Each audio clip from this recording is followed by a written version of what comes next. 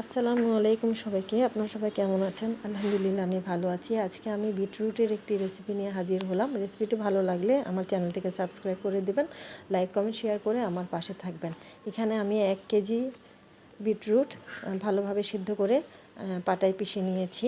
আপনারা ব্লেন্ডারও করে নিতে পারবেন। এরপর কিছু আমন্ড এবং পিস্তা নিয়ে নিয়েছি। এখন আমি বিটরুটের মিশ্রণগুলোকে সুন্দরভাবে একটি পাত্রে ঢেলে নিচ্ছি। চুলায় বসিয়ে দিয়েছি অলরেডি। একটু নাড়াচাড়া করতে হবে কিছুক্ষণ, পানিটা যেন শুকিয়ে যায়। পানিটা শুকিয়ে নিতে হবে, এভাবে নাড়াচাড়া করতে হবে। নাড়াচাড়া করতে করতে পানিটা যখন শুকিয়ে যাবে তখন আমি এখানে দেখুন পরিমাণ মতো চিনি দিয়ে দিতে পারবেন চাইলে, কিন্তু আমি এখানে মেজারমেন্ট কাপের 3 কাপ পরিমাণ চিনি দিয়ে দিয়েছি। আপনারা বাড়িয়েও দিতে পারবেন, তাতে কোনো সমস্যা নেই। দেখুন এভাবে 3 কাপ পরিমাণ চিনি দিয়ে দিয়েছি। দেখুন চিনি দেওয়ার পরে আমি এটিকে ভালোভাবে মিশিয়ে নেব। মেশানোর পরে এখান থেকে একটু পানি ছাড়বে, পানিটা আমাকে আবার শুকিয়ে নিতে হবে।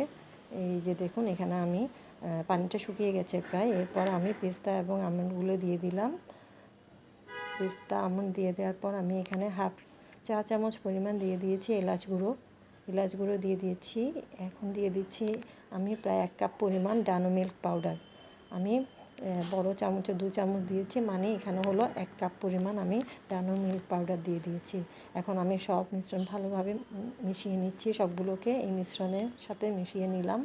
দেখুন ভালোভাবে ভাজতে হবে, নাড়াচাড়া করতে হবে যেন পুড়ে না যায়। এখন করতে হবে কি, দেখুন আমি এখানে প্রায় আধা কাপের চেয়ে একটু বেশি পরিমাণে ঘি দিয়ে দিয়েছি। খাঁটি গাওয়া ঘি দিয়ে দিয়েছি। ঘি দেওয়ার পরে আমি এটিকে ভালোভাবে মিশিয়ে নেব। মিশিয়ে এভাবে নাড়াচাড়া করতে হবে। হালুয়া বানাতে গেলে তো ভালোভাবে নাড়াচাড়া করতে হবে যেন পুড়ে না যায় নিচে।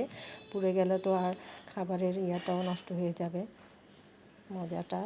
তাহলে দেখুন আমি এই পর্যায়ে আমি নিয়ে এসেছি নাড়তে নাড়তে। আমি প্রায় 35 মিনিটের মতো 40 মিনিটের মতো সময় লেগেছে। হয়ে গেল আমার বিটরুটের হালুয়া। ধন্যবাদ সবাইকে।